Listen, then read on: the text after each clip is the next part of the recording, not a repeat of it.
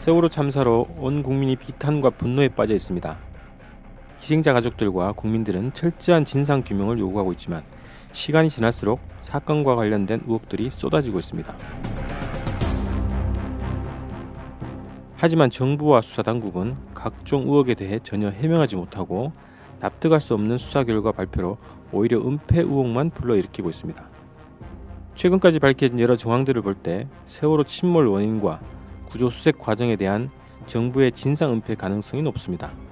이에 주권방송에서는 세월호 참사의 각종 의혹들을 검증하고 진실을 파헤치기 위한 본격 탐사보도 방송 국민정보원 PIS를 시작하고자 합니다.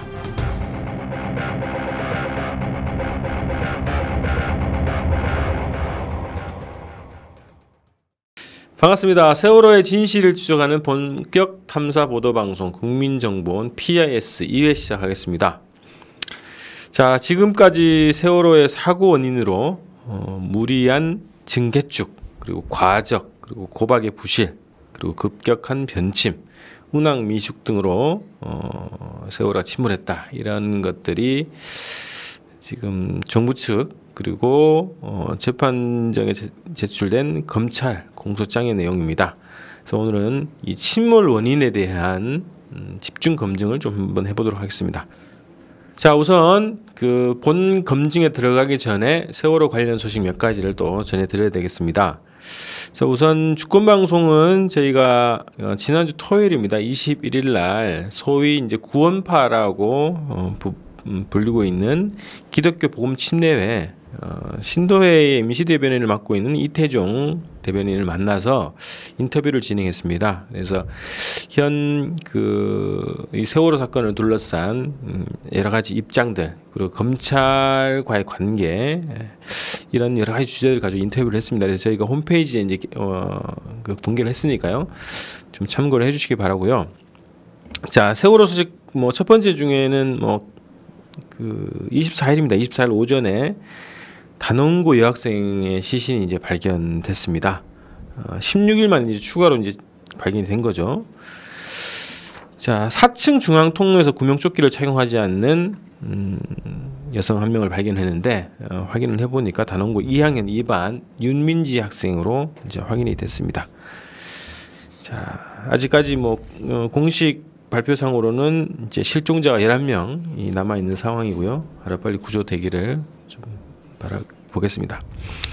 자, 그리고 지난 22일 날 세월호 3층 로비 안내실에서 세월호 CCTV 영상이 저장돼 있을 것으로 추정되는 DVR, 그리고 선원이 사용했을 걸 보이는 노트북을 발견했다는 얘기입니다. 자, 발견은 22일 날 했는데 기사는 24일 날, 25일 날 이렇게 기사화가 됐어요. 그래서 한 이틀 후에 이제 기사화가 됐는데 왜 즉각적으로 보도가 안 됐는지 이것도 의심스럽습니다만, 어쨌든 이 DVR에 대한 증거 보전을 우리 실종자 가족 대책위에서 광주 지번 목포 지원에 신청을 한 상태라고 합니다. 자, 그래서 이 DVR 이 복원 작업을 이제 시작했다고 하는데요. 디지털 영상 저장 장치 DVR입니다. 이건 CCTV에서 촬영된 영상을 하드디스크에 반영구적으로 저장하는 장치라고 알려져 있고요. 보통 세월호 같은 대형 카페리선의 경우에는 로비 안내실, 그리고 조타실, 기관실에 설치된다고 알려져 있습니다. 그리고 기관실과 갑판, 내외부 통로 등 세월호에 설치된 수십 개의 CCTV 녹화 영상이 담겨 있을 것으로 추정되고 있고요. 그래서 복원이 되면 당시 상황을 정확하게 좀 파악하는데 중요한 좀 자료가 될 것 같습니다. 자, 이 가족들은 이 복원 과정에 전 과정에 참여해야 된다는 이런 요구를 하고 있는 상황이고요. 어쨌든 복원 작업이 시작됐다는 그런 소식입니다. 자, 그다음에 재판 소식입니다. 이제 광주에서 진행되는 이 승무원들에 대한 재판이 진행됐는데요. 자, 공판 준비 절차가 24일 날, 어제입니다. 24일 날 마무리됐다고 하고요. 본격적인 이제 공판 절차가 시작되는데 몇 가지 정리된 일정을 말씀을 좀 드리겠습니다. 7월 28일부터 30일까지 수원지방법원 안산지원에서 단원고 생존 학생들에 대한 증인신문을 이제 비공개로 진행을 한다고 합니다. 그리고 7월 22일과 23일에는 일반인 승객, 그리고 단원고 교사 등에 대한 이제 증언을 듣게 되고요.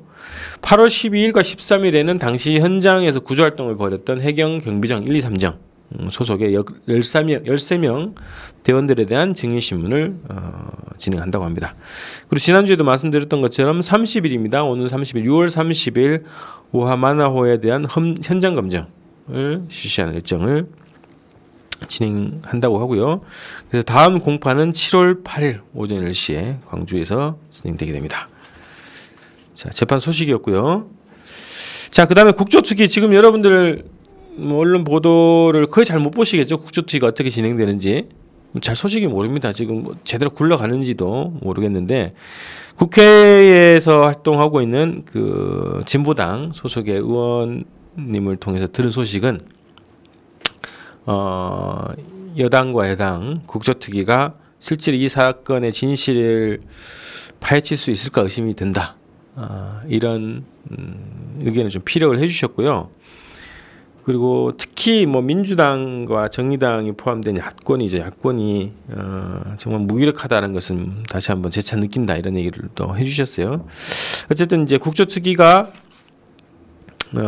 지금 가동은 되고 있는데 지금 계속 허송세월을 보내고 있습니다. 20여일을 그냥 흘러 보냈는데 그 애초에 합의됐던 가족 그 대책위하고 협의회 구성하는 문제도 집행이 안 되고 있고 또 국조특위에서 그 진도 팽목항에 상주를 시키겠다 담당자를 상주시키겠다고 하는데 그것도 지켜주지 않고 그리고 조사위원 선정하는 문제에서도 가족 대책위 분들의 요구가 대거 이제 반영이 되지 않는 뭐 이런 구조라고 지금 알려져 있습니다.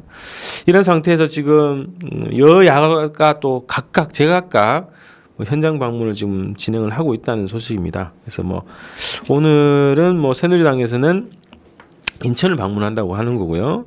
그리고 민주당을 비롯한 야당 특위위원들은 목포를 방문하는 그래서 각각 뭐 제각각 활동하는 이런 상황입니다. 그래서 세월호 특위가 국민들의 요구를 정확하게 받아들이고 집행하기가 어려울 것이다라고 예상을 했는데 그 예상이 뭐 현실화되고 있는 상황이라서 가슴이 좀 답답한 상황이고요. 그래서 국민대책위를 비롯한 가족대책위 분들의 활동 그리고 국민들의 증언과 감시, 분석 이런 활동이 더욱더 중요하게 또 제기되고 있는 것 같습니다. 그래서 국민정원 PISS도 국조특위가 정상적으로 진행될 수 있도록 촉구를 하면서 우리 국민들과 함께 진실을 추구하는 방송을 또 열심히 진행해 보도록 하겠습니다.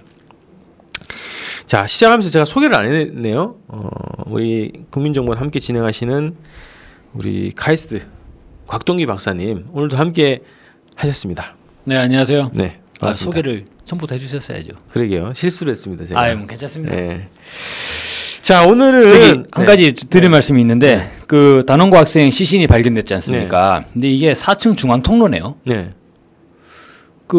시신이 발견되지 않아서 지금까지 이제 모든 격실과 복도, 모든 통로, 세월호 선체 내를 2번 이상 이제 수색을 했다라는 게 잠수부들의 예전의 기존 입장이었죠. 네네. 근데 어떻게 4층 중앙 통로면 사실 제일 먼저 이제 들어가서 어떻게 작업이 가장 많이 활발하게 일어났을 법한 장소인데 여기에서 어떻게 시신이 발견될 수 있었을까요? 그래 그 생각을 못했네요, 제가. 예. 네, 실제로 이렇게 되면 실제 이 잠수부 물론 이제 열심히 하고 계십니다만 잠수부분들의 수색 과정이 예전에 유가족분들이 계속 주장하셨지 않습니까? 영상으로 한번 보여달라. 작업 과정을. 네, 작업 어떻게 되고 있는 건지 안의 상황이 어떤지 영상으로 한번 좀 보여달라 한 번이라도 그런 부분이 상당히 아쉽죠. 실제로 어떻게 되고 있는지를 좀 봐야지 그 유가족분들도 어떻게 뭔가 좀 인정할 건 인정하시고 그리고 또 이제 잠수부분들의 활동을 또 뭐 함께 공유가 되는 공유가 되고 이런 부분이 있을 텐데 실제로 유가족분들이 너무 답답하실 것 같아요. 특히나 이제 실종자 가족분들은 대체 어떻게 했길래 4층 통로에서 이제 시신을 찾았다고 하는 것이 말이 되는가 이런 감정을 저는 크게 가지실 수 있다고 봅니다. 그래요. 저도 뭐 생각 못했던 부분인데요. 자, 그래서 그 관련해서 보면 그 투입 활동을 벌였던 그 잠수사의 어떤 증언이 있었지 않습니까? 네. 그 비밀을 지킬 것에 대한 서약서를 쓰고. 그죠. 네. 예. 그래서 그런 것들 때문에 그 현장 상황이 구조 현장 상황이 제대로 보고가 안 되는 것도 있고 또 하나는 영상 작업 수중 촬영을 할 텐데 그 그렇죠. 전혀 공개가 안 되는 것. 그 또 하나는 지지난주인가요? 그 세월호의 상태와 이 주변을 이제 확인할 수 있게끔 소나를 쏜다 그랬거든요. 네. 근데 소나를 쏘서 그 영상을 공개하겠다고 했는데 2주가 지났는데도 그 얘기가 지금 전혀 나오지 않고 있는 상황도 참 이상하더라고. 한마디로 공개되는 게 전혀 없는 거죠. 그리고 뭐 세월호 자체 상태는 뭐 그래픽 정도죠. 현재 지금 세월호를 뜯어내고 있지 않습니까? 일부 갑판 일부를 이제 도려내고 예. 냈다는 것이 한 2주 전의 얘기죠. 근데 그게 지금 어디까지 도려냈는 건지도 이제 알 수 없는 확인할 수 상황이고. 없고. 왜냐하면 공개되는 게 없기 때문에. 그리고 실제로 영상장치 DVR이 발견됐다 그랬는데 그 자체도 이제 그 시점에서는 전혀 공개된 바가 없었던 것이죠. 그렇죠. 예, 며칠 지나서야 이제 알려지게 된 건데. 그러니까 있다는 사실은 이미 전부터 알고 있었을 텐데, 그죠? 알고 있었겠죠. 네. 알고 있었는데 그 영상장치가 있다는 내용도 네. 이들이 뭐 함구했던 것이고, 그렇죠. 찾은 것도 이야기하지 않았던 것이고. 그러면 아직까지도 세월호에 대한 전반적인 수색이 공개되지 않고 있다. 이게 지금 은폐되고 있다. 그래서 그런 의심이 될 수밖에 없는 게 저런 거죠. 세월호에 대한 구조에 최대한 영향을 집중하는가 과연 아니면 네, 맞습니다. 세월호의 진상을 조금이라도 은폐하고 왜곡시키기 위한 데 더 신경이 가 있는가? 잠수부도 월급도 지금 제대로 급여도 지급 안 됐다고 했지 않습니까? 아 그랬어요? 두 달치 가량이 급여가 지급되지 않아서 네. 지금 잠수부들도 개인 사비로 진짜 그것도 모든 게 다 비용인데 그죠? 그렇죠. 한국 사회에서 비용이 아닌 게 뭐가 있겠습니까? 자, 하여튼 지금 그 새로 한 명의 추가 구조자를 둘러싸고 그런 의혹이 또 다시 또 새롭게 드네요. 추가 구조자는 아니고 예. 추가 실종자. 그죠. 실종자를 이제 예. 발견을 한 건데 다시 한번 좀 생각을 해보겠습니다. 지금까지도 지금 DVR이 발견됐다는 거를 딱 보니까 지금까지도 여전히 은폐되고 있는 거죠. 네, 여전히 모종의 어떤 작업이 되고 있다는 의심을 할 수밖에 없는 그런 상황으로 보여지게 되네요. 빨리 그 세월호 선체에 대한 증거 보존 신청 그 부분이 돼야 되지 신청이 됐죠. 예. 근데 받아들여졌는지 여부는 아직 모르겠는데 아직 안 나오고 신청은 있죠. 했습니다. 예. 그래서 그 4층 거기에 대해서 일부 갑판을 도려내고 이제 진입하겠다라고 했던데 그거까지는 허용을 하는데 나머지는 선체를 보존해야 된다라는 신청을 유족들이 진행을 했어요. 네. 그래서 그 결과는 아직 못 들어봤는데 그건 좀 확인이 필요하겠네요. 그리고 4층 갑판이 아니라 4층 유리창이죠. 그렇죠. 배 예. 옆면이죠. 옆면에 있는 유리창 네. 그쪽을 뜯는 거죠. 자, 그래서 여전히 지금 이 세월호 사건은 구조 작업도 물론 진행이 되고 있는 걸로 보이지만 은폐하고 왜곡하는데 어찌 보면 더 많은 영향이 투여되고 있는가 아닌가는 이런 의심을 할 수밖에 없는 그런 인상을 지울 수가 없는 거죠. 네. 예. 자, 그래서요. 일단은 오늘은 좀 집중적으로는 이 침몰 원인에 대한 이제 검증 분석입니다. 그래서 우선 첫 번째로는 당국이 발표한 내용을 먼저 좀 정리를 좀 해보고요. 그다음에 그 당국의 주장들 하나하나에 대해서 우리가 좀 검증을 좀 해보도록 하겠습니다. 자, 침몰 원인으로 당국이 보고 있는 것 한 두 가지 단위입니다. 수사본부가 발표했던 거하고 그다음에 이번에 재판 과정에서 검찰이 제출했던 공소장 이 두 가지 내용이 정부의 입장으로 봐야 될 건데 그거 한번 좀 소개를 해주시죠. 예, 수사본부나 검찰의 공소장이나 사실 내용상에 거의 다른 점은 없습니다. 그렇죠. 근데 검찰 공소장이 좀 더 이제 구체적이고 객관적이다. 네. 근데 검찰의 공소장은 언제나 보면서 느끼는 바지만 네. 번역이 필요해요. 어려워. 네.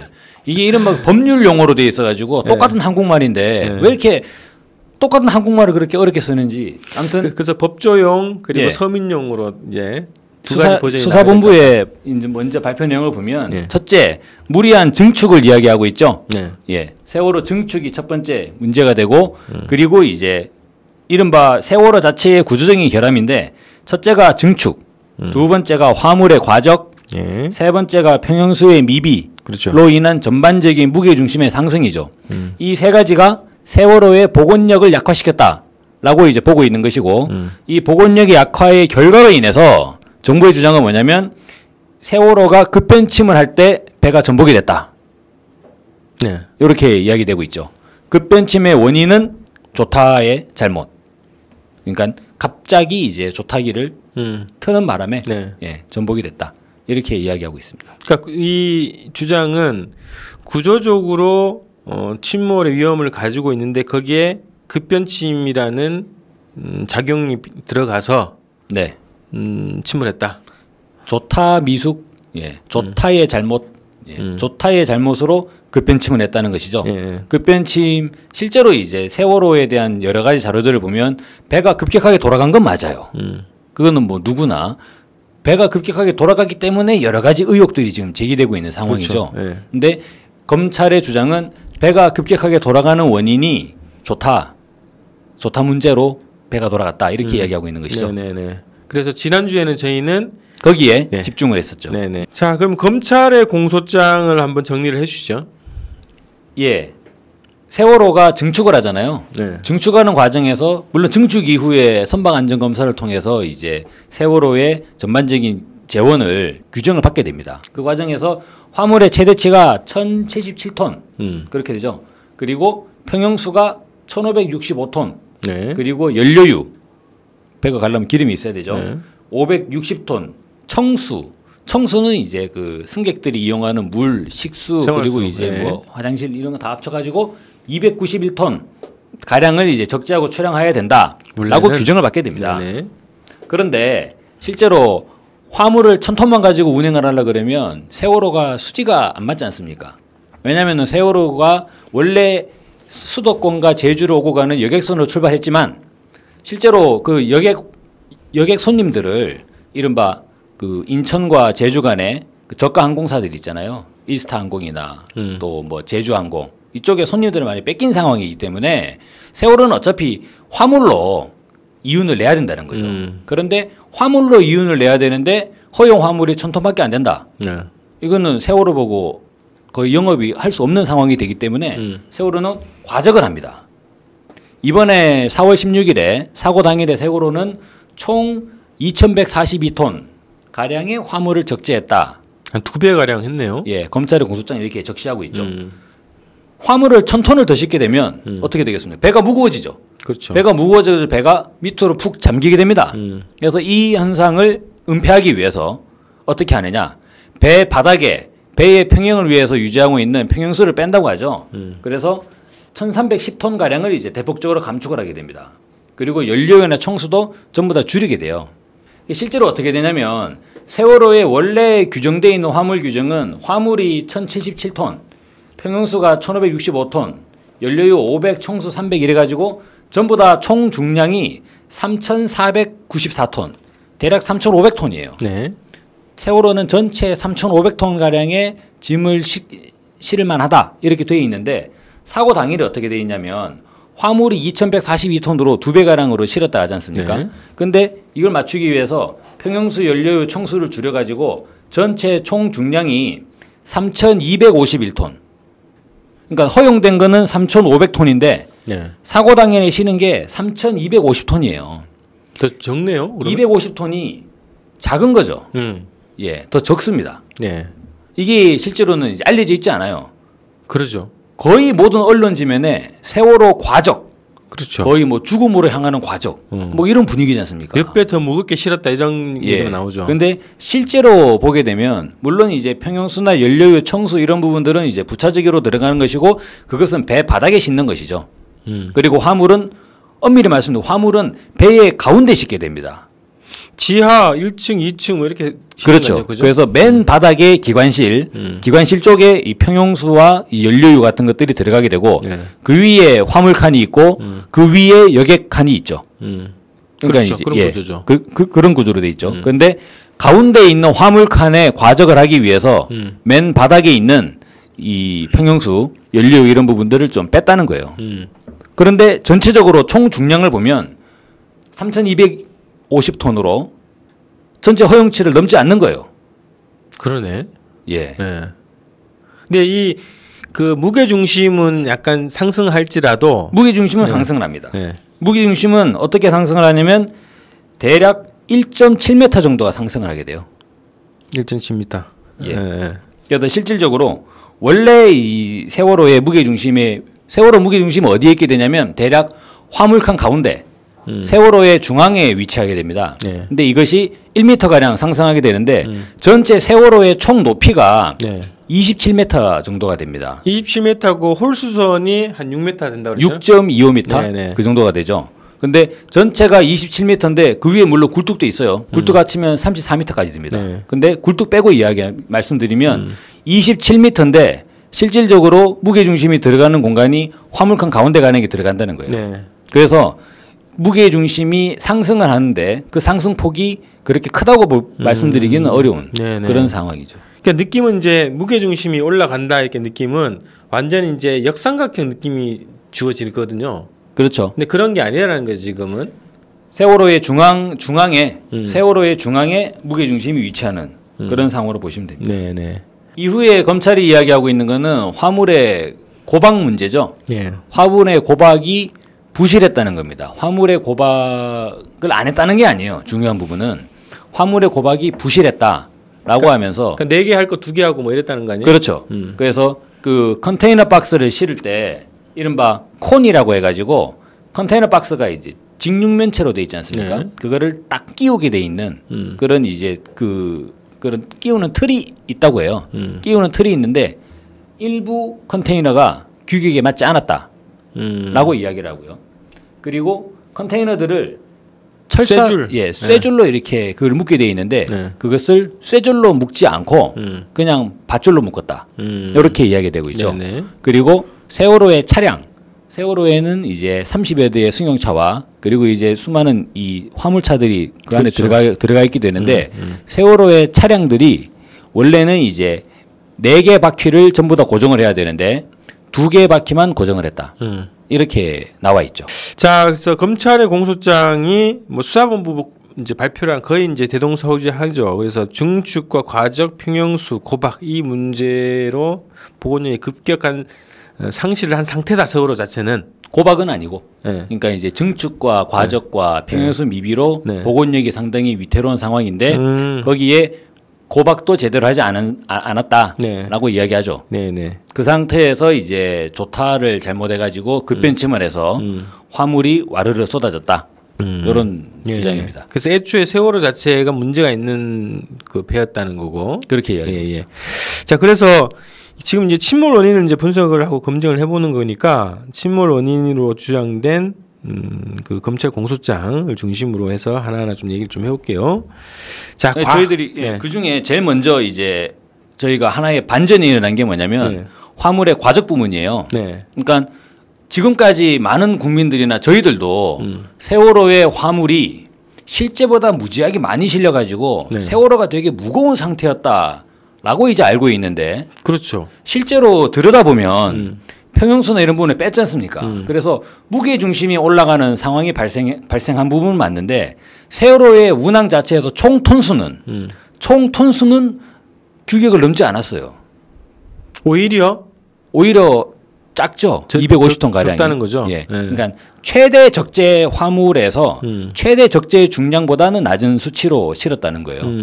화물을 과적을 한 건 맞지만 과적은 맞죠. 네. 근데 그 과적을 은폐하기 위해서 교묘한 은폐죠. 아주 교묘한 이 수법이라고 생각이 듭니다.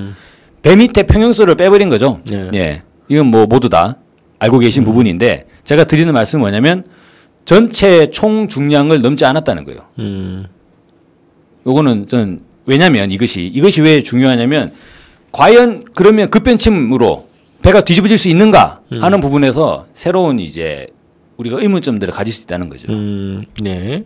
두 번째 반전이 있어요. 두 번째 반전은 뭐냐면 지금까지 정부나 그리고 모든 사람들이 다 세월호의 고박이 부실했다. 화물을 제대로 묶지 않아 가지고 세월호가 쓰러져 버린 거 아니냐. 와르르 쏟아졌다 이렇게 표현되죠. 고박 문제에서는 쿵거렸다고 이야기되고 있죠. 그 목격자들의 증언들을 보면 그 생존자들의 이제 경험담 등을 들어보면 근데 화물 고박이 부실했다고 돼 있는데 문제는 뭐냐면 고박을 하긴 했다는 거예요. 하긴 했죠. 근데 그게 물론 규격이 부실한 거죠. 그런데 화물의 고박 규격이라고 하는 것이 어떻게 되냐면 대체로 화물들은 이제 이 배 선박은 먼 원양으로까지 나가는 거를 전제하게 되죠. 그거에 맞춰서 기준을 설정한다. 그렇죠. 그리고 태풍이 불거나 비가 오거나 그러니까 파도가 높이 일 상황에서 파도가 높이 이는 상황에서 배가 흔들리게 되면 일부 화물이 쓰러져 버릴 수 있지 않습니까? 네. 그런 부분에서 이것을 이제 쓰러지지 않게 하기 위해서 그런 화물의 고박 기준들을 설정을 하게 된다는 거죠. 최악의 상황을 상정해 놓고 설정한 기준이라는 거죠. 그렇죠. 그렇게 하지 않으면 만약에 물론 이제 그것을 넘어가는 상황이 되면 풍랑주의보 같은 게 발효가 되면 선박 운행이 통제가 되지 않습니까? 그렇죠. 근데 그런 통제되지 않는 선에서 이를테면 이제 바깥 먼바다 파고가 3m, 4m 가량 그렇게 높게 이는 상황에서 그런 상황에서 일종의 화물기사 생존자들이나 그런 분들의 증언들을 말씀 들어보면 큰 파도가 치지 않는 이상 이 배는 움직이지 않는 배예요. 이런 증언들이 있지 않습니까? 그렇죠. 예. 그런 말씀들을 들어보면 큰 파도가 치면 4m, 5m짜리 파도가 치면 움직일 수 있다는 걸로 들리잖아요. 그런 상황에서 배가 안전 운행을 하기 위해서는 이런 식의 고박이 필요하다라는 그런 규정으로 볼 수 있는 거죠. 네. 그런데 실제로 세월호 사고되는 그날 4월 16일 날 사고 수역은 잔잔했지 않습니까? 그렇죠. 사고 수역뿐 아니라 인천에서 제주까지 모든 바다가 큰 파도가 없었어요. 기상 상태 양호했죠. 네. 물론 인천항에서 출항할 때 안개가 껴가지고 출항이 지연된 바는 있습니다만 안개와 이 바다 상황은 다른 거죠. 그렇죠. 그런 부분을 볼 때 과연 고박을 부실하게 했지만 고박을 안 한 게 아니라는 거예요. 그런데 어떻게 화물이 쏟아질 수 있는가 의문이 된다는 거죠. 그래서 지금 이제 고박 얘기를 다시 이제 개념을 잡아주는 이유는 그겁니다. 그러니까 고박을 부실하게 했기 때문에 사고 요인이라고 이제 지금 이제 이미지화돼 있고 그렇게 그렇죠. 알려져 있지만 이미지화돼 있다고 이미지화될 수 있다는 거예요. 네. 예. 근데 이 고박이라는 거 하는 그 기준이 최악의 상황을 기준으로 한 거기 때문에 그렇죠. 이 평상시에 평온한 바다 상태에서는 절대라고 하긴 그렇지만 언제나 절대라는 말은 쓸 수 없죠. 그게 그런 요인으로 작용하기 굉장히 어려운 것이다라는 굉장히 거죠. 어려운 쪽. 그리고 무엇보다도 그게 무엇을 드러내냐면 지금까지 세월호가 139차례 운항을 했다고 하지 않습니까? 그렇죠. 인천과 제주 수역을 그 과정에서 단 한 번도 이 화물 사고로 인한 컨테이너 박스가 이제 바다에 떨어져 가지고 유실했다든가 아니면은 세월호에 탑승한 차량이 화물 사고로 어디 부딪혀 가지고 차량이 파손됐다든가 그런 사고가 보고된 전례가 없습니다. 그렇죠. 그 부분은 뭐냐면 지난 1년 6개월여간 세월호가 큰 화물 사고 없이 운항을 했다는 거예요. 경험적으로. 네. 그러다 보니까 저는 이렇게 생각합니다. 물론 청해진 해운사나 그리고 이제 세월호 선원들이 이 적정 규격을 맞추지 않은 부분 아주 문제라고 생각합니다. 안전 불감증이죠. 상당히 지탄받아 마땅한 상황인데 하지만 그것과 4월 16일에 세월호가 전복된 것이 과연 그런 허술한 고박 때문이었는가 하는 부분은 얘기가 달라진다는 거예요. 그렇죠. 왜냐면은 그날 바다는 매우 평온하고 그리고 이제 파도도 0.5m 수준으로 거의 일지 않았다. 이런 증언들이 일치되고 그날의 기상 상황 크게 문제되지 않았습니다.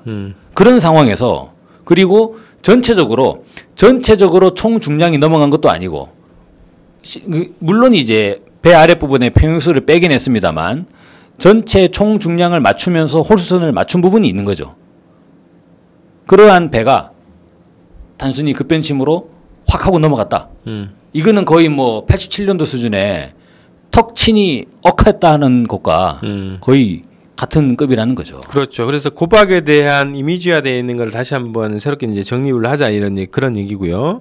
또 그 4월 16일보다 더 험한 바다 상황에서도 이 세월호가 그런 상태에서 운항을 했을 거란 말이죠. 그런 상태로 운항을 했겠죠. 네. 예. 왜냐하면 세월호가 지금까지는 충실하게 고박을 하다가 4월 16일에 고박을 허술하게 한 게 아니에요. 그렇죠.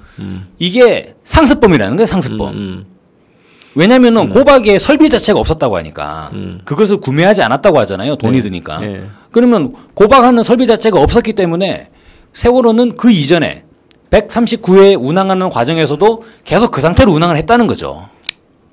먼 바다를 가는 배가 아니기 때문에 또. 그렇죠. 연안을 가는 배고 다니는 루트가 정해져 있고 예. 그리고 또 뭐 자신감도 있었겠죠. 뭐 해운사 측에서나 이런 데 왜냐하면 지금까지 사고가 안 났기 때문에 괜찮다. 뭐 이런 식의 반응도 있었다고 봅니다. 뭐 조사는 한번 해볼 필요가 있겠는데 예. 거기를 다니는 다른 이제 선박들의 상황도 아마 크게 다르지 않을 것 같다는 생각이 들거든요. 평형수 부족 문제 예. 그거는 어떻게 또 번수할 수 있을까요? 평형수 부족 문제로 인해 가지고 배의 무게 중심이 상승할 수는 있죠. 네. 그리고 평형수 부족으로 그러니까 무게 중심이 상승했다고는 하지만 홀수선이 맞춰지잖아요. 그러니까 홀수선을 맞추기 위해서 평형수를 빼는 거죠. 그렇죠. 네. 왜냐면은 홀수선이 내려가 버리면 그러니까 화물을 많이 실으면 배가 물에 푹 잠기지 않습니까? 네. 그러면 눈으로 보기에 드러나 버리잖아요. 저 배 왜 저래? 이런 식으로. 저 배는 왜 푹 잠겼어? 너무 많이 깔아앉았는데? 그렇죠. 네. 그러면 그것을 은폐해야 되잖아요. 왜냐하면 그 상태로는 출항 허가가 안 날 거기 때문에. 그러면 화물을 과정한 상태에서 출항 허가를 받아내기 위해서는 겉으로 보기에 배가 멀쩡해야 된다는 거예요. 그럼 다시 배를 올려야 되는데 방법이 뭐냐? 배 바닥에 있는 평형수를 빼는 거죠. 그러면 배가 다시 조금 뜰 거지 않습니까? 부력에 의해서 뜨겠죠. 예. 그래서 겉으로 보기에는 마치도 배가 정상적으로 화물을 적재한 것처럼 그렇게 보이게 한다는 거죠. 네. 근데 이 평형수 부족 문제가 사고의 어떤 원인으로 지금 지적되고 있는 거죠. 실제로 이제 선박의 복원력 문제를 얘기하잖아요. 선박의 복원력이라고 하는 게 이 모든 선박은 물로부터 부력을 받지 않습니까? 물이 받치는 힘이 있어요. 물이 받치는 힘이 어디에 작용하냐면 배가 물속에 잠겨 있는 부분, 배가 물속에 잠겨 있는 부분만큼의 부력을 받게 되죠. 홀수선부터 아래에 홀수선까지. 존재하죠. 예. 네. 그래서 홀수선 아래에 배가 물속에 잠겨 있는 그 부분의 중심을 저희가 부력 중심이라고 합니다. 그리고 배에는 그런 부력 중심도 있지만 배의 선체 자체가 가지고 있는 무게 중심도 있어요. 지구가 배를 잡아당기잖아요. 네. 그러면 지구가 세월호를 잡아당기는 세월호의 중심이 있죠. 근데 평형수를 빼게 되면 어떤 상황이 발생하냐면 배의 무게 중심이 세월호의 무게 중심이 약간 상승을 하게 됩니다. 그래서 불안해지는 거죠. 그렇죠. 예. 네. 근데 중요한 문제는 그러면 평형수를 빼면 배가 무조건 쓰러지느냐, 넘어지느냐, 그럴 수 없다는 거예요. 세월호가 운항하는 과정에서 자주 기웃등거렸다면 검찰 발표 내용 자체가 말이 안 되는 겁니다. 왜 그러죠? 왜냐하면 검찰 발표 내용이 그런 거잖아요. 세월호가 운항을 하는데 배가 원래 화물 고박도 제대로 안 돼 있고 구조적으로 불안하니까 조금씩 이렇게 변침을 하는 와중에서 화물이 쏠리게 되고 그걸로 인해서 일정하게 화물이 한쪽으로 쏠려버리니까 배가 무게중심을 잃고 급격하게 뒤집어졌다는 거지 않습니까? 네. 그게 이야기가 되려면 그럼 그 이전에 세월호 운항에서도 그런 사고가 일어났어야 된다는 거예요. 4월 16일보다 짐을 더 실었을 상황에서. 근데 4월 16일에 세월호의 화물 적재가 최대 화물 적재가 아니잖아요. 그리고 세월호가 4월 16일에 바다 상황이 운행할 수 없는 상황이 아니었어요. 그거보다 파도가 높은 상황에서 세월호는 계속 운행을 했다는 것이죠. 그런 내용들을 종합해 볼 때 과연 세월호가 고박을 제대로 안 해가지고 화물을 탄탄하게 묶지 못했기 때문에 조금 흔들리는 상황에서 화물이 쏟아졌다. 이렇게 이야기하는 거는 사실상 이해하기가 어렵죠. 그러니까 평형수 얘기로 다시 돌아가면 예. 평형수가 그렇게 비워져 있어요. 네. 이 주장에 따르면은 원래 규정보다 많이 비워가지고 홀수선을 맞추기 위해서 이제 비워놨는데 그렇게 되면 배의 복원성이 떨어지는 건 맞죠. 근데 일반적으로 저희가 이제 여객선을 설계를 할 때 복원력을 매우 강하게 하지 않습니다. 일시적으로 배가 기우는 현상이 나타났을 때 그것이 제 중심을 다시 잡아가는 그러한 상황. 그런 성질. 예. 그러한 힘. 그게 복원력이죠. 자체 스스로 배가 이제 오뚜기처럼 일어날 수 있는 그런 이제 힘을 말하는 건데 여객선은 그 복원력을 매우 강하게 잡지 않아요. 왜냐하면 복원력을 강하게 잡게 되면 어떤 상황이 되냐면 사소한 흔들림에도 배가 끊임없이 발딱발딱 움직이게 돼요. 살짝 기울었다 확 기울었다 확 이런 식으로. 기울을 때마다 계속적으로 반응을 하게 되죠. 그러면 어떤 문제가 발생하냐면 승객들이 멀미를 하게 돼요. 그러겠죠. 그러면 탑승객이 줄어들 수밖에 없습니다. 카페리오가 그렇게 되면 안 되죠. 주로 그러한 복원력이 아주 크게 만든 배는 군함이에요. 왜냐하면 군함은 전투 상황을 이제 예를 들기 때문에 실제로 전투 상황에서 군함이 피격당하는 수도 있고 일부 침수가 되는 상황도 발생하겠죠. 그 상황에서도 최대한 배를 선체를 유지해야 되기 때문에 복원력을 매우 강하게 만든다고 합니다. 그럼 이제 운항상의 불편한 점은 당연히 발생하겠죠. 네. 하지만 그런 부분들은 장병들이 감수해야 되는 것이고 훈련을 통해서 견뎌내야 그렇죠. 되는 것이죠. 훈련을 통해서 견뎌야 되는 것이죠. 그런데 여객선은 그렇지 않다는 거예요. 여객선의 승객들이 세월호를 탑승해야 될 의무는 없는 거지 않습니까? 그렇죠. 네, 타기 싫으면 안 타는 거죠. 비행기 타면 돼요. 그런데 그러한 승객들을 유치하기 위해서는 세월호가 일단은 흔들리지 않아야 된다는 거예요. 그러면 어떻게 돼야 되느냐? 일시적으로 세월호가 기우는 상황이 발생하더라도 이것이 서서히 돌아오게 만들어야 된다는 거예요. 설계할 때 자체가. 네. 그리고 여객선이라고 하는 것이 언제 단 한 번도 가보지 않은 항로를 새롭게 개척하는 뭐 그런 탐사선이 아니잖아요. 여객선은. 이미 충분히 알려져 있고 가장 안전한 항로를 선택해가지고 운행을 하기 때문에 네. 배 자체가 그렇게 기울어질 리가 없는 거죠. 그런 상황에서 여객선은 일반적으로 복원력을 이렇게 강하게 잡지 않습니다. 그렇기 때문에 복원력이 일부 무너졌다고 해서 그 배가 갑자기 뒤집어지는 경우는 사실상 성립되기가 어렵죠. 그렇죠. 그러니까 복원력이 아주 저하된 상태였다. 이 배가 이런 복원력이 얘기죠. 저하된 상태가 된다고 하면 배가 서서히 기운다는 표현이 맞다고 봅니다. 복원력이 저하됐기 때문에 이를테면 복원력이 지금 1.7m 가량이 상승했어요. 무게 중심이. 네. 그렇다고 해서 그 전에는 복원력이 유지가 되다가 무게중심이 1m 올라갔다 그래가지고 배가 확 뒤집어진다? 이렇게 설명될 수가 없죠. 무게중심 올라간다 하더라도 배가 서서히 기울게 되겠죠. 이를테면 배가 일정하게 기울었어요. 그 상태에서 조타를 의도적으로 하지 않고 가만히 방치해두면 배가 점점점 더 기울 수는 있겠죠. 근데 저는 그 시간이 상당히 오랜 기간이 된다고 봅니다. 뒤에도 이제 말씀드리겠지만 실제 세월호가 침몰하는 과정을 살펴보게 되면 배가 정말로 서서히 기울게 되거든요. 그렇죠. 초반에 확 기운 다음에 그 다음에 세월호는 서서히 기울게 됩니다. 그러다가 마지막에 급격하게 침몰을 하게 되죠. 그런 3단계 구조를 가지고 있기 때문에 실제로 과연 복원력을 상실했다고 해서 그 요인으로 인해 가지고 배가 확 넘어갈 수 있는가 하는 부분에서는 검증의 여지가 필요하다. 네. 이렇게 말씀드립니다. 이 부분은 사고 당시에 배가 급격하게 이제 이 우연으로 돌았다는 일치된 증언들이 있지 않습니까?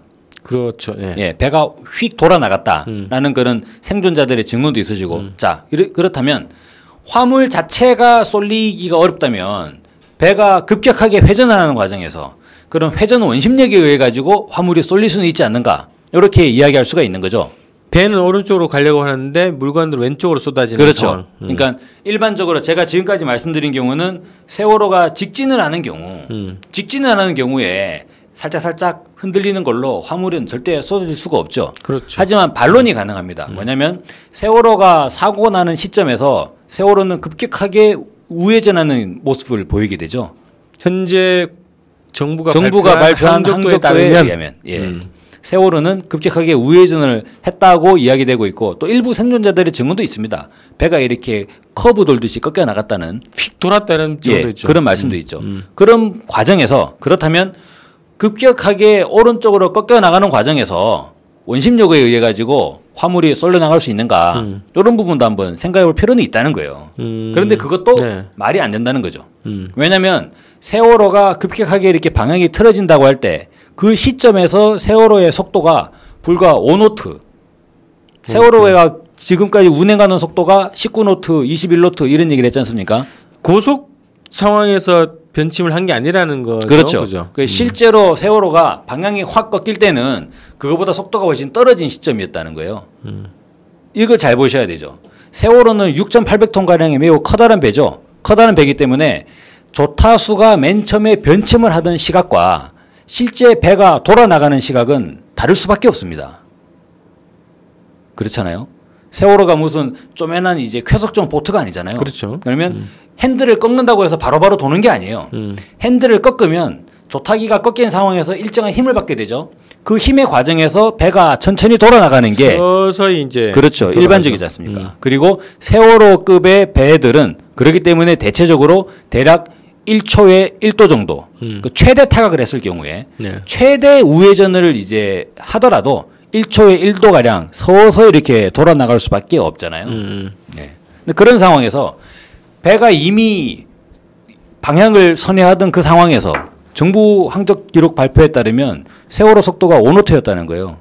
그러니까 멀리서 예. 보기에는 거의 멈춰져 있는 것처럼 완전히 멈춰진 상황으로 예, 보이겠죠. 예. 빠르게 걸어가는 수준, 속도가 그런 정도 상황으로도 볼 수 있기 때문에 실질적으로 느끼는 원심력은 줄어들 수밖에 없죠. 매우 적습니다. 네. 그래서 회전에 의한 원심력으로 화물이 쏟아졌다라고 보기도 어려운 거죠. 그래서 그 고박의 문제를 얘기를 하면서 그 원심력이 작용하고 그 고박의 부실에 의해서 화물이 쏠려서 넘어갔다 이런 주장으로 지금 하고 있는 거잖아요, 그죠? 검찰은 모든 내용들을 다 망라해 놓은 거예요. 검찰의 주장을 보면, 그러니까 하나의 원인을 특정한 부분은 없습니다. 모든 부분을 다 망라해 놓은 겁니다. 그러니까 복합적으로 작용을 하는. 예, 그것이 뭐 구체적인 메커니즘은 모르겠는데, 아무튼 그 모든 게 작용해가지고 네. 넘어졌고, 하지만 중요한 거는 그 외 요인은 없다는 거예요. 그죠? 예, 그 외 요인은 없다는 네. 거예요. 예. 조타 미숙 그리고 급변침, 조타 미숙, 급변심, 평형수 미비, 네. 화물 과적, 네. 증축, 그리고 또 그 왼쪽 스테빌라이저의 이제 이상 작동도 있지 않습니까? 네. 그리고 그러한 내용들이 복합적으로 만들어졌을 뿐 그 외의 요인은 절대 없다. 그러니까 외부적 요인은 없다. 예.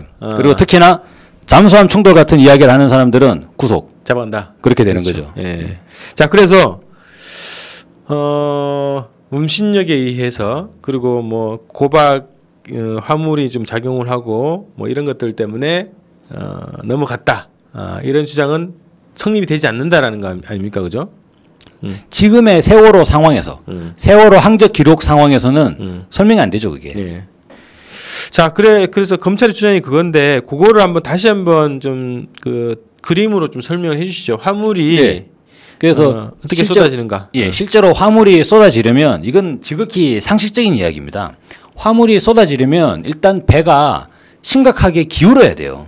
쭉 미끄러질 정도로 그렇죠. 기울어져야죠. 배가 기울어야지 화물이 쏟아지는 거예요. 이거는 상식이죠. 특히나 그 화물에다가 미비하긴 하지만 고박을 하긴 했지 않습니까? 그렇죠. 이를테면 선박에 바퀴 두 군데다가 묶어놓고 그리고 컨테이너 박스도 콘이 일부 컨테이너가 맞지 않았다 하지만 콘이 없는 게 아니었어요. 게다가 철심으로 그런 이제 라싱 바를 통해 가지고 X자로 딱 고정하지 않았지만 밧줄로 묶긴 묶었다는 거죠. 근데 이를테면 고박을 전혀 안 한 게 아닌 상황에서 배가 화물이 쏟아지려면 배가 심각하게 기울어야지만 화물이 쏟아질 수 있다는 것이죠. 그걸 한번 테스트를 해보면 좋겠는데 지금 나오는 각도 중에는 15도가 나온단 말이죠. 그렇죠. 15도 정도 기울었다. 그 상태에서 지금 그 상태의 무게를 가지고 있는 아주 큰 무게라고 보이는데 이제 트럭 같은 경우에는 세월호 생존 화물 기사 중에 서희근 씨 증언이 있지 않습니까? 예. 군산 앞바다라고 말씀하셨는데 시간대는 또 정확한 점검은 필요합니다만 그날 밤에 4월 16일 새벽쯤 되겠죠. 뭐 4월 15일 밤이나 4월 16일 새벽에 배가 15도 가량 순간적으로 확 기울어 가지고 캔과 쓰레기통 같은 것들이 우당탕 쏠렸다는 그런 증언이 있지 않습니까? 했죠. 그런데 그때에도 화물은 멀쩡했어요. 별다른 이상은 발견되지 않았죠. 그랬잖아요, 실제로. 뭐 가보지 않았지만. 그리고 아침에 화물 기사들이 그 화물을 확인하지 않았겠습니까? 그 상황에서도 문제는 없었습니다. 왜냐하면 화물 기사들 중에 한 명이라도 만약에 그때 그럼 검찰 설명이 완전히 무너지는 거예요. 그때 15도 가량 기울었을 때 만약에 화물이 그때 우당탕 했다면 배는 그때 뒤집어졌어야 되죠. 군산에서. 그러겠죠. 그렇게 되는 거거든요. 네, 네. 그런데 그때 배는 뒤집어지지 않았어요. 다시 원상태로 돌아왔다고 하지 않습니까? 네. 그래서 서희근 씨도 이상하다 라고 하면서 밖에 나가봤는데 바다도 잔잔하고 뭐 그런 증언들이 있습니다. 근데 이걸 보면 적어도 15도로 기울어져서는 화물이 안 쏟아지는 거예요. 군산에서 안 쏟아졌잖아요. 네. 4월 16일 새벽에 안 쏟아졌습니다. 언제 쏟아졌느냐? 4월 16일 오전 8시 48분에서 52분 사이에 그 시각대에 쏟아졌거든요. 그러니까 배가 급격하게 그렇죠. 결국에는 네. 어떻게 말씀드릴 수 있냐면 과정에서. 배가 심각하게 기울어서 그 결과로 배가 기운 게 원인이고 배가 기운 결과로 화물이 쏟아졌다는 것이죠. 그래서 그 쏟아진 화물이 더 침몰을 가속화시키는 작용은 했겠지만 그랬을 수는 있죠. 네. 그거는 말이 되죠. 네. 예. 그런데 과연 그렇다면 초반에 세월호를 심각하게 쓰러지게 만든 세월호를 심각하게 기울게 만든 그거 뭐냐? 화물일 수가 없는 거죠. 그게. 그렇죠. 예. 왜냐하면 화물은 기울어야지만이 쏟아질 수 있는 거기 때문에 화물이 쏟아져서 기울었다? 설명이 안 되는 거죠. 네. 그러면 이제는 지금 검찰과 수사본부에서 발표하지 않은 네. 그 침몰의 원인에 대해서 여러 가지 가능성을 한번 추적을 해봅시다. 반드시 저는 이제 검찰 조사에 이 부분에 대한 조사가 들어가야 된다는 겁니다. 예. 그렇다면 과연 세월호를 기울게 만든 원인은 뭐냐 이거죠. 예. 네.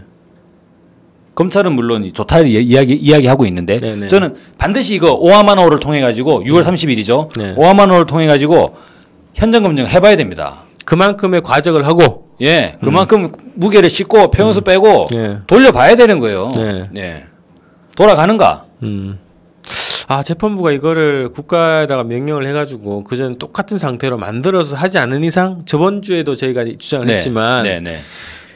그냥 화물 칸이나 여러 가지 이제 객실이나 이런 구조는 확인할 수 있겠지만 그렇죠. 그 작용을 설명할 수는 없다. 똑같은 근데 그게 조건 무슨 만들지 않은 현장 이상. 검증입니까? 그게 현장 검증이 아니죠. 네. 현장 검증은 실제로 배를 기울여 놓고 검증을 해야 되는 거죠.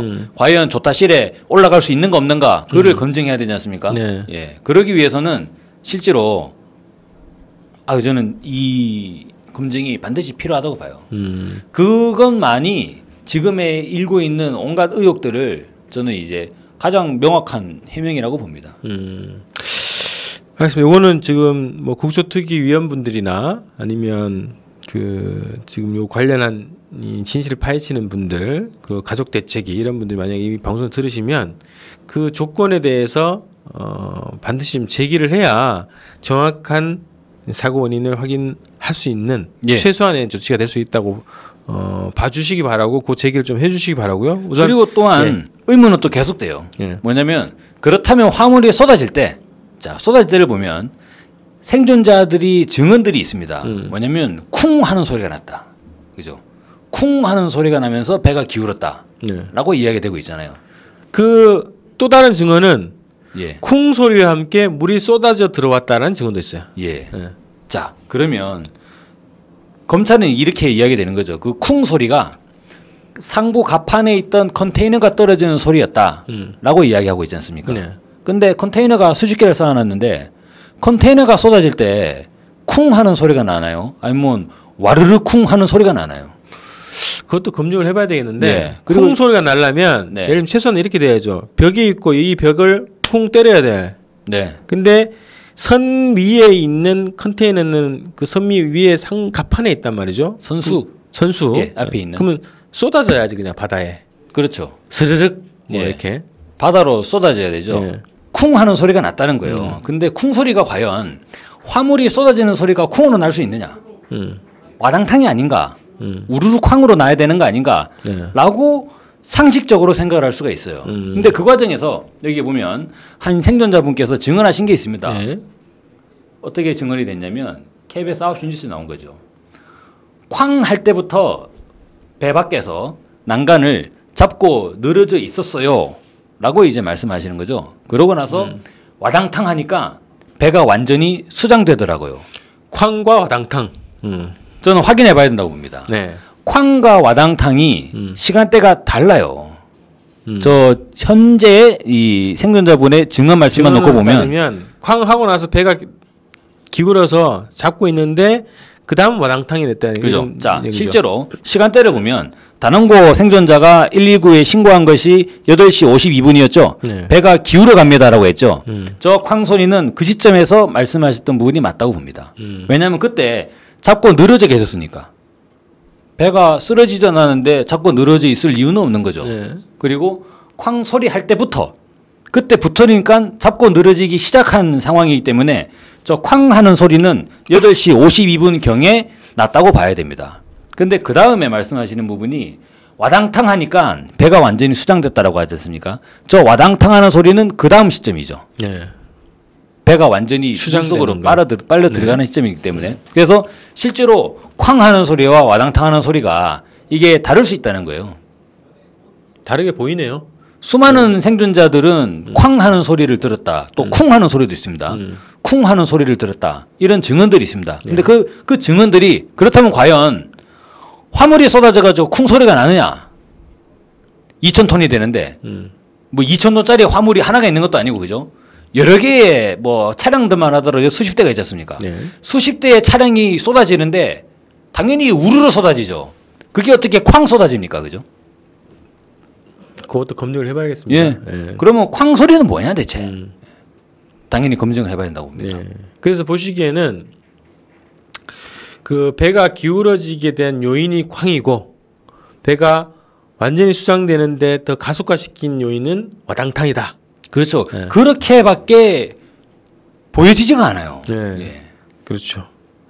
자 그러면 이게 그 쾅 소리에 대해서 와당탕은 뭐 대충 우리가 이제 생각해 볼 수 있는 건 이제 화물이 쏟아진 상황이라고 그렇죠. 볼 수 그럼 있고. 뭐 우르르하면서 뭐 예. 이렇게 되지 않겠습니까? 쾅의 정체에 대해서 우리가 한번 검증을 좀 해봐야 되겠는데 몇 가지 좀 가설을 좀 세워봐야 될 것 같은데요. 저는 일단 쾅 소리를 분석하는 데서 제일 중요한 게 생존자분들의 탑승 위치에 대한 증언이 필요하다고 봅니다. 어느 위치에서 들었는지, 네. 어떻게 들렸는지. 네. 이를테면 이제 물론 이제 생존자분들이 화물칸이나 그 밑에 기관실에 계시는 분들은 안 계시잖아요. 그렇죠. 그리고 물론 기관실 선원들은 이미 지금 구속돼 가지고 수사를 받는 피고인 신분에서 그 원만한 양심적인 발언인가 아닌가 이건 또 이제 또 따져봐야 되는 부분이 있기 때문에 생존하신 승객분들의 위치별 증언이 필요하다고 봐요. 그러면은 이게 시간대별 네. 전체적으로 추정이 된다고 봅니다. 근데 한번 입장 바꿔서 생각해 보십시오. 저희가 삶에서 절대로 잊혀질 수 없는 그런 충격적인 사고를 경험을 했어요. 근데 그 시기에 과연 쿵 소리가 9시 42분이었나요? 45분이었나요? 그걸 누가 기억합니까? 그거를 아무도 기억 못하죠. 맞습니다. 네. 그리고 그러면 쾅 소리가 나고 기울어졌습니까? 기울어지고 쾅 소리가 났습니까? 그거 어떻게 기억을 합니까? 그거에. 네. 저는 그 부분에서 아주 이게 애매모호하게 이게 마사지가 돼버릴 수 있다는 거예요. 예. 이거를 명백히 규명을 해야 되는데 그렇다면 시간에 대한 부분은 개별 생존자분들이 정확하게 기억하기가 어렵습니다. 그렇다면 장소를 기억을 할 수 있다는 거죠. 장소는 기억을 하죠. 그렇죠. 아 그때 내가 밥 먹고 어디 있었어요. 내 객실에서 뭐 하고 있었어요. 이런 식의 식당에서 뭐 하고 있었어요. 개별 장소에 대한 부분은 생존자들이 비교적 정확히 기억을 하실 수 있기 때문에 장소에 대한 그러한 이제 전체적인 증언을 통한 재구성 매우 필요하다. 그렇게 말씀드리겠습니다. 네. 자 그래서 지금 이게 배의 자체에 지금 검찰이 주장하는 것처럼 뭐 가족평 요소 뭐 이런 여러 가지 이런 배 자체가 안고 있는 구조적 요인과 조타 미숙이나 변침 이런 것들로 인해서 이제 침몰이 됐다 이제 이런 주장을 제가 좀 검증을 좀 해왔는데 그렇다면 이제 지금 생존자들의 증언들도 그렇고 좀 분석을 해보면 또 외부적인 요인, 네, 그죠? 그런 요인으로 인해서 배가 침몰을 한 것이 아닌가라는 우리가 추측을 좀 해봐야 되겠는데요. 그런 의혹이 합리적이 돼버리는 거예요 지금. 네, 네. 그러니까 쿵 소리는 났다고 하는데 저거 어디서 난 건지, 배는 돌았다고 하는데 배가 어떻게 돌았는 건지 도저히 지금 설명이 안 되지 않습니까? 그러다 보니까 여러 가지 그죠? 이런 거 아니야, 저런 거 아니야 이야기들이 막 나오는 것이죠. 예. 그래서 외부적 요인에 대해서 몇 가지 지금 그 나오는 가설들. 네. 그 여러 가지 초기에는 여러 가지 이제 주장들 막 나왔지 않습니까? 그런 데에서 우리가 다시 한번 좀 이건 합리적으로 의심을 하고 분석을 하고 검증을 충분히 해볼 가치가 있다라는 그런 거 몇 가지 한번 정리 좀 해보시겠어요? 세월호가 이상이 생겼다면 어느 시점인가 이게 첫째 있고요. 그리고 이상이 생겼다면 세월호의 외부에서부터 이상이 생긴 거냐 아니면 세월호의 내부에서 이를테면 설령이 20년도 넘은 배지 않습니까? 엔진이 터져버릴 수도 있는 거잖아요. 네. 아니면 그야말로 어떤 불순한 의도에 의한 그러한 이제 내부 폭발설 이런 부분들도 일각에서는 지금 제기되고 있는 상황이고요. 아니면 외부에서 처음부터 나온 거지 않습니까? 이거는 언론에 이미 다 보도가 된 거예요. 좌초론. 네. 암초에 충돌한 것 같다는. 왜냐하면 침몰 과정 자체가 설명이 안 되기 때문에 사고 초기에 그 누구도 조타 미수를 얘기한 사람은 아무도 없었습니다. 전부 다 암초 충돌 가능성을 이야기했었죠. 첫 보도가 뭐 암초 가능성이 그렇죠. 나왔죠. 예. 왜냐하면 그것이 가장 직관적으로 보기에 암초 같으니까. 예. 근데 이제 이후에 뭐 사고 수역이 암초가 없었다 이런 뭐 반론 보도들이 또 있으면서 논란이 좀 형성됐지 않습니까? 이런 면에서 외부에서 세월호의 어떤 물리적 충격이 가해졌을 가능성도 저는 반드시 배제할 수 없다. 네. 그렇죠. 그리고 내부에서 세월호의 이상 상황이 발생했을 가능성 배제할 수 없다. 그게 둘로 나뉘는 거죠. 네. 그랬을 때 이제 외부에서 가해지는 이러한 가능성 중에 암초에 충돌했을 가능성, 아니면 다른 선박에 충돌했을 가능성, 그리고 잠수함에 충돌했을 가능성, 뭐 이런 것들이 제기가 됐던 것이고요. 네. 이 중에서 특히 정부는 잠수함에 충돌했을 가능성에 매우 민감하게 반응을 하면서 맞습니다. 예, 그런 사람들이 이제 뭐 구속 처벌하는 그런 의심을 살 수밖에 없는 상황이 행위를 있는 하고 것이죠. 있어요, 정부가. 왜 그런지 모르겠어요. 예. 핫뜨거 했던 것 같아요. 그런 거는 여론의 작용에 맡겨야 되는 부분인데. 그렇죠. 예. 여러 가지 뭐 황당한 주장들은 다 걸러지지 않습니까? 네. 그리고 또 일종의 핵 폐기물에 의한 이거는 내부에서의 이제 이상 상황이었죠. 그래서 그 이른바 달걀 삶는 냄새가 난다라는 증언으로부터 출발해서 내부 폭발설 있었고요. 그리고 한간에 이제 그 오렌지맨, 그죠? 선원 중에 어떤 사람이 오렌지 복장을 입고 있는 것에서 출발해 가지고 방사능 이제 폐기물을 운반하다가 사고가 생겼다. 그렇죠. 네. 그래서 이제 그 세월호 내부에 방사능이 있기 때문에 해경들이 겁나서 못 들어간 거 아니냐. 뭐 이런 이제 그런 주장이죠. 뭐 그런 설까지도 지금 뭐 다양하게 이야기되고 있는 상황이죠. 네. 자, 어쨌든 지금 그 이겁니다. 크게 저는 둘로 딱 나눠지는데 그 검찰 정부의 입장은 외부의 요인을 철저하게 배제하고 내부에만 이 관심을 갖게 만들어 놓는 주장이거든요. 세월호 자체의 문제, 자체 선원들의 문제. 딱 그 용의자가 세월호 선원들과 그리고 청해진 해운으로 딱 규정이 되는 그렇죠. 거죠. 그 외의 요인에 대해서는 완전히 배제하거나 관심을 갖지 못하게 만드는 구조로 지금 이게 몰아가고 있단 말이죠. 그런데 우리가 지금 계속 분석을 해오지만 이 세월호의 침몰과 뭐 기울어짐 이런 현상들은 정부의 주장대로는 나올 수가 없는 상황이라고 저희가 계속 분석을 해왔기 때문에 지금 충분히 외부적 요인이 일 수밖에 없지 않을까. 아니, 정부의 해명자, 정부의 이 분석 자체가 벌써 스텝이 꼬이는 거예요, 막. 자체 주장이 말이 안 맞는 거죠. 앞뒤가 아구가 안 맞잖아요. 이런 상황이 되다 보니까 저희가 애초부터 음모론이나 이런 의혹을 얘기하는 게 아니죠. 우리 국민 중에 그런 사람 누가 있습니까? 근데 문제는 뭐냐면 정부의 발표가 두서가 없고 앞뒤가 안 맞고 스텝이 꼬이니까 그러니까 사람들이 이거 이런 거 아니야? 저런 거 아니야?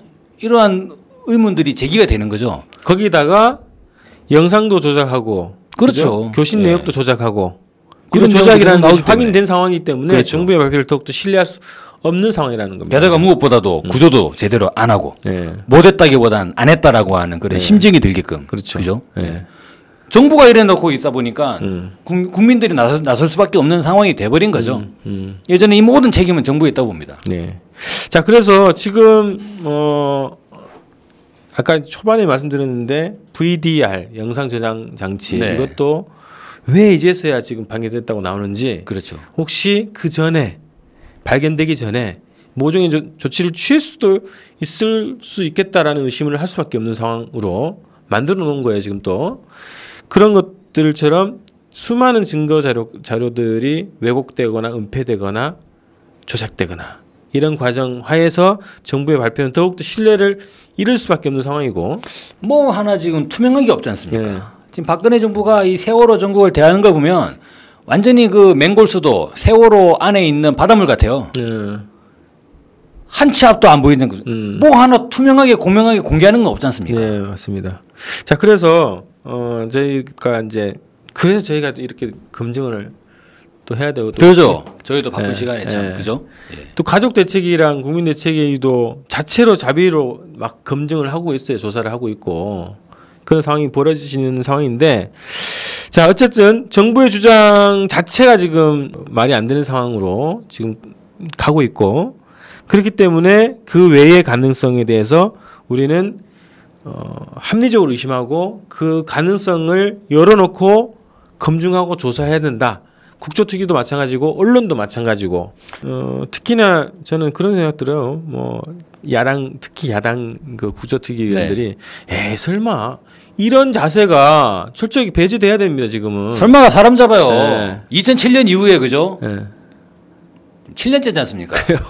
설마로 두드려 맞는 게. 자 그래서 우리 언론 그 기자분들 그리고 그 정치 야당 여당 그 정치 하시는 분들 그리고 가족 대책위하고 국민 대책위를 비롯한 여러 가지 이제 그 제야 이제 시민 그 검증 단위에서도 설마라는 조건을 절대 붙이면 안 됩니다. 지금은 모든 가능성을 다 열어놓고 조사를 해야 된다는 거고요. 자 그래서 저는 가장 또 빠른 것 중에 하나가 선체에 대한 그죠 검증이 되면 아주 중요한 전진이 있을 것 같거든요. 저는 6월 30일에 오하마나오 이거 정말 중요하다고 생각해요. 예. 근데 실제로 이것을 운항을 해봐야 되지 않는가? 아니 저는 세월호 자체에 대해서 세월호 선체 자체에 대해서 이미, 아까 말씀했던 것처럼 소나를 쏴서 그 영상을 공개한다고 했는데 왜 아직 공개하지 않는지 그게 확인이 좀 필요하고요. 또 하나는 잠수사들이 잠수를 하면서 영상을 찍었을 거란 말이죠. 찍고 있을 거고 그럼 그 영상을 왜 공개를 안 하지? 그게 좀 필요할 것 같고 지금 공식적으로 국조특위에서 소나를 쏘든 가서 수중 촬영을 하든 배 상태 이런 것들을 샅샅이 이 촬영을 해서 국민들한테 공개해야 중요한 진실에 한 발짝 더 다가갈 수 있는 상태가 될 수 있다 생각을 합니다. 듣기로는 배가 이제 옆으로 누워 있는 상태라고 그래요. 그래서 그 밑바닥 자체는 혹시 파공이 있으면 있을 수 있는 그 부분이 이 밑바닥이라고 하는데 이 밑바닥은 정확하게 뭐 소나를 통해서 확인될 수 없다고 하더라도 그 외 상태를 확인할 수 있으니까 그 영상 공개가 또 시급할 것 같습니다. 예. 자, 그래서 뭐 오늘 또 저희가 또 국조특위나 국정조사 이런 데서 밝혀야 될 여러 가지 좀 제안을 드렸고 당장에는 시급하게는 소나 그리고 수중 촬영 영상을 빨리 확보하는 게 좀 필요할 것 같다는 거고요. 이렇게 해서 오늘 주제를 또 정리를 좀 해보겠습니다. 세월호 침몰 원인에 대해서 검찰과 정부의 주장의 맹점들을 좀 분석을 해봤고요. 그래서 그 외의 원인들에 대해서 열어놓고 합리적 토론과 조사, 분석이 필요하다 이런 말씀 좀 드렸습니다. 국민정원 PIS 2회 이렇게 마치겠습니다. 다음 주에 뵙겠습니다. 수고하셨습니다. 고맙습니다. 네.